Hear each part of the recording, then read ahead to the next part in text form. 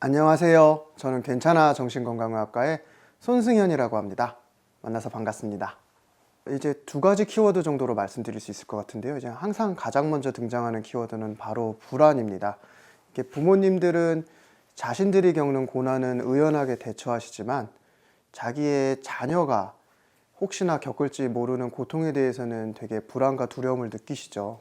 근데 우리도 커서 알겠지만 어른이 돼도 세상 살기는 만만치 않고 정말 빠른 속도로 세상이 변하고 있잖아요. 그러니까 어떻게 키우면은 우리 사랑스러운 아이가 이렇게 좀 힘들지 않고 행복하게 클 수 있을까에 대한 고민이 굉장히 답이 막연해진 거예요. 그리고 사람들은 막연하면 불안감을 느끼죠.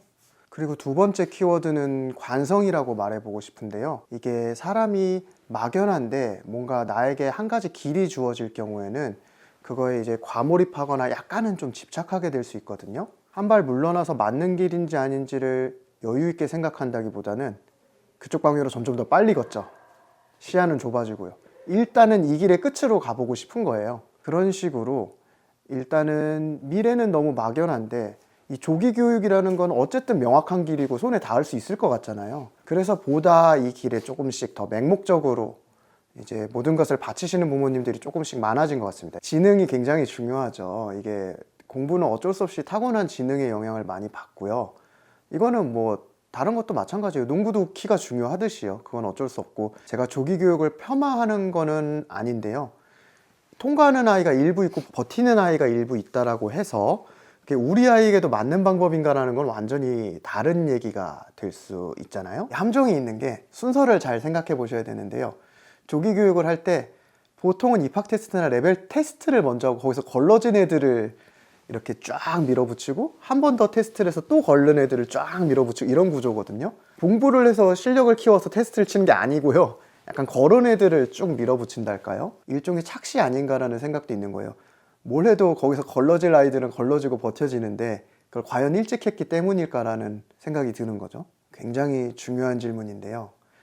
이게 일단은 이 이야기에 대해서 얘기를 할 때는 제가 이제 소아정신과 다른 학회 선생님들과 학습에 대해서 공저를 할 되게 감사한 기회가 있었는데 거기에 이제 언어나 이런 학습의 대가 선생님들이 계셔서 그분들께 아마 배웠던 내용들을 주로 인용하게 될 텐데요. 일단은 언어 학습에는 골든타임이라는 게 있다라는 주장이 굉장히 많아요. 폭발적으로 언어가 성장하는 시기가 있는 거는 맞는데요. 근데 이제 골든타임 이론은 약간 근거가 조금 빈약하다고 해야 될지 그 시기에 대한 견해가 각자 좀 다르다고 해야 될지가 있고요. 제일 중요한 건 결국 영어 실력이잖아요.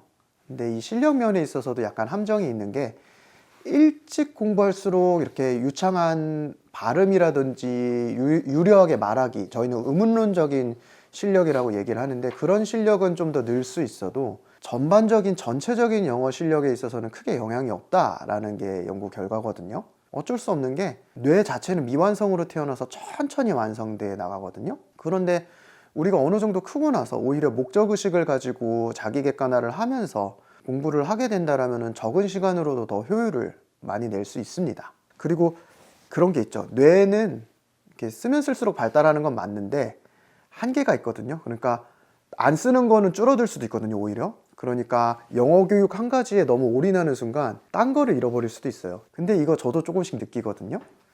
나름 이제 소아정신과 의사 생활을 몇 년간 하면서 느낀 결과 아이들의 말하기 실력이 점점 떨어져요. 이건 코로나 영향도 있을 것 같긴 한데 어디서 느끼냐면은 특히나 자신의 감정이나 생각, 눈에 보이지 않는 것들을 물어보면은 단어가 되게 빈약해요. 아니면 몰라요가 나오든지요. 몇 학년이니 물어보면 잘 대답하고 누구랑 같이 사니 물어보면 잘 대답하는데 아빠는 어떤 사람이니 물어보면 몰라요, 남자예요, 뭐 이런 대답들이 나오니까 깜짝 놀라죠. 그런 것들이 있고, 그리고 좀 인상 깊었던 거는 부정의문문이라고 하죠. 우리 밥 안 먹었니? 라고 물어보는 거 있잖아요. 원래 우리나라에서는 네, 안 먹었어요 라고 대답하거든요. 그 부정의문문 자체에 대해서 답을 하니까. 근데 영어식은 아니요, 안 먹었어요 라고 대답을 하죠. 근데 그렇게 대답을 하더라고요. 요즘 아이들이 점점 그런 아이들이 늘어서 아, 이거 섞이고 있구나, 좋지 않은데, 이런 생각을 한 적이 있습니다. 이게 표현이 세서 그렇지 저도 어느 정도 동의하죠. 사실은요, 이게 이렇게 얘기가 나오면 우리 아이는 별말 안 하던데요. 그러니까 거부 안 하던데요. 이렇게 얘기하시는 분도 있고 시키니까 하던데요. 이런 대답도 있어요. 근데 아이가 워낙 어린데 제대로 된 자기 결정권이 없잖아요. 이 나이 때 중요한 거는 감정적인 교류라든지 내가 다양한 경험을 해서 나는 어떤 걸 좋아하고 싫어하는구나를 나를 깨달을 만한 발판을 마련하는 건데 이게 이제 행복한 삶의 기본 조건인데 그런 거를 죄다 희생하면서 앞으로 나아가겠다라는 이야기니까요. 지금의 조기 교육이 약간 그런 느낌이라 생각이 들고요. 저는요. 마음의 눈을 약간 멀게 만들까 봐 걱정이에요.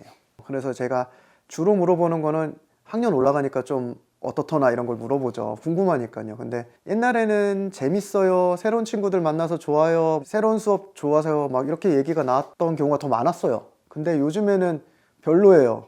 재미없어요. 공부 많아서 힘들어요. 예, 듣는 아저씨는 슬프지만 젊을 때가 좋았어요. 이런 얘기도 듣고 그렇죠. 이게 저학년 아이들에게서 주로 토로하는 내용이라면은 그럼 저는 물어보죠. 이제 공부는 왜 하는 걸까? 궁금하니까 물어보면 아이들은 거의 망설이지도 않아요. 엄마가 시켜서요 이러죠.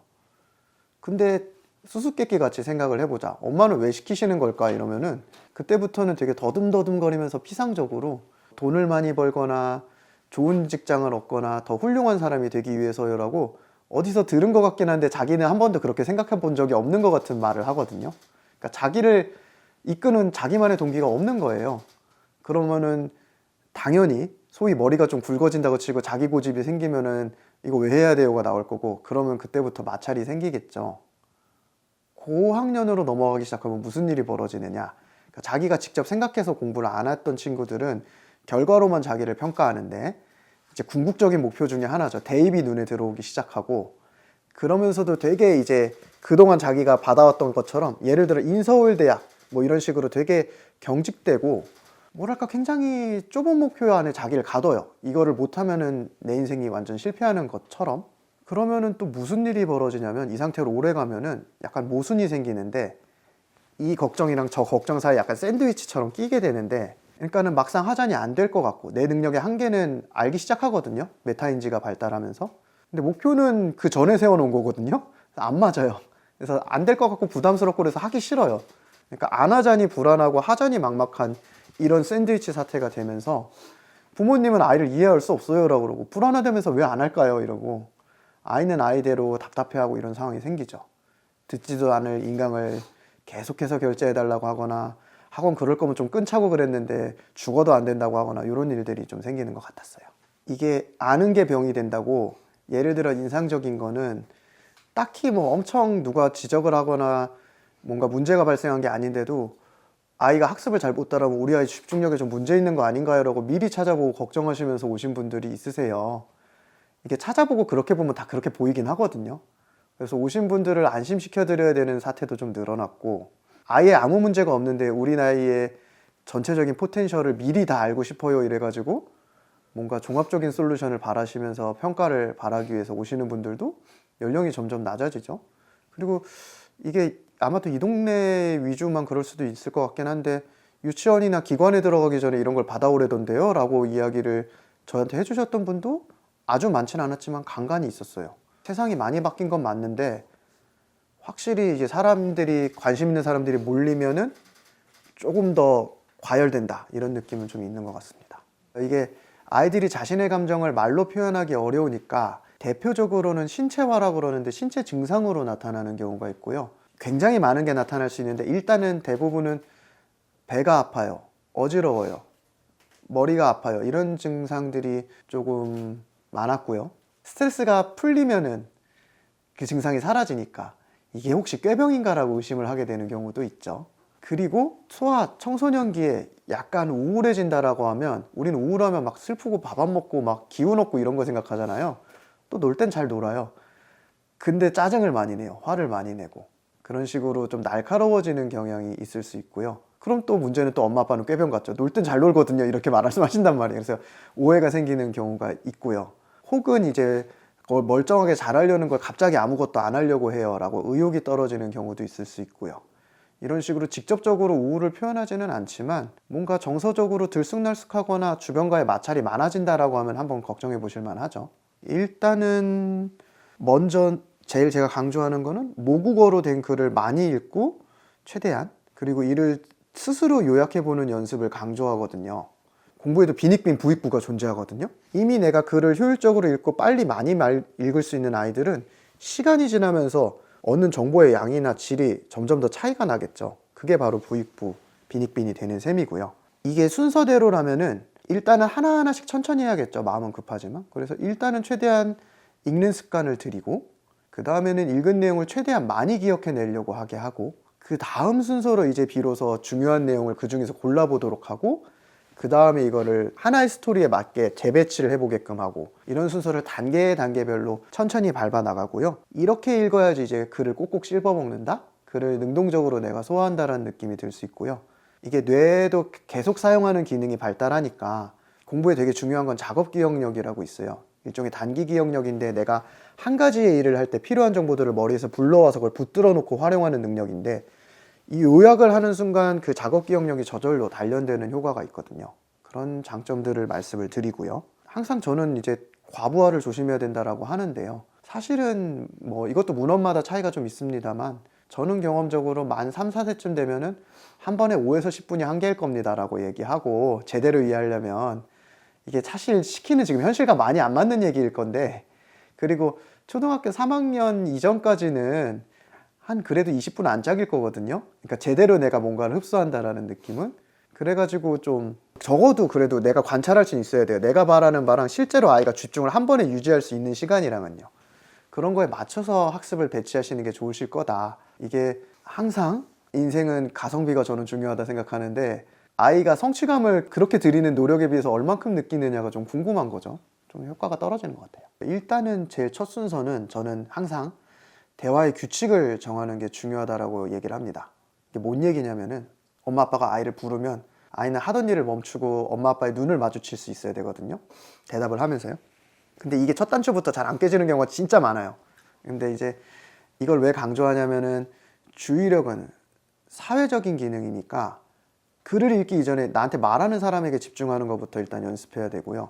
그러려면은 말하는 사람의 눈을 마주치거나 표정을 읽어서, 이런 비언어적 의사소통이라고 그러죠. 그런 신호들을 보고 화자가 얘기하는 의도랑 내 집중력을 싱크시킬 수 있어야 되거든요. 그런데 이게 눈이 안 마주쳐지면은 이미 아이는 한 귀로 듣고 한 귀로 흘릴 가능성이 있죠. 두 번째로는 집중력이라는 되게 막연하고 추상적인 개념을 아이의 생활에 와닿게 아이가 일단 체감할 수 있어야 되거든요. 그러니까 실제 생활에서 아이가 집중을 잘했을 때 그걸 구체적으로 칭찬을 해주는 거죠. 자리에 앉아있는 시간이 늘었다. 책 펴기까지 망설이는 시간이 줄었다. 꼭 한 번씩 거실에 나와서 참견하던 애가 안 나온다. 같은 실수가 줄었네. 이런 것들 우리가 캐치할 수 있잖아요. 그런 것들을 구체적으로 다시 이제 나레이션을 해주면서, 와, 집중 잘하는구나, 이렇게 얘기를 해주는 게, 아이가 이게 쌓이면 아이가 감을 잡겠죠. 요런 게 집중을 잘하는 거구나. 이런 거를 이제 제대로 이해하려면 조금 시간이 걸리긴 해요. 추상적인 개념이니까요. 이게 돼야지 아이가 자기 집중력을 평가할 수 있는 메타인지의 초석이 될 수 있고요. 그 다음으로는 뭐든 일단은 부팅이 빨라야 되는데요. 이 말이 뭐냐면은, 아이가 일어나자마자 아침 루틴을 만들어서 뭔가 좀 빨리 뇌가 깨어날 수 있는 습관을 들여야 된다는 거예요. 그러니까 명료하게 깨어있을수록 집중은 높아지는데, 그리고 뇌는 일단 어떻게든 하기 싫어서 그렇지 시작한 일은 굴러가게끔 하는 성질이 있거든요. 그래서 뇌는 어떻게든 시작한 일은 마저 이어서 굴러가게끔 하려는 성질이 있으니까요.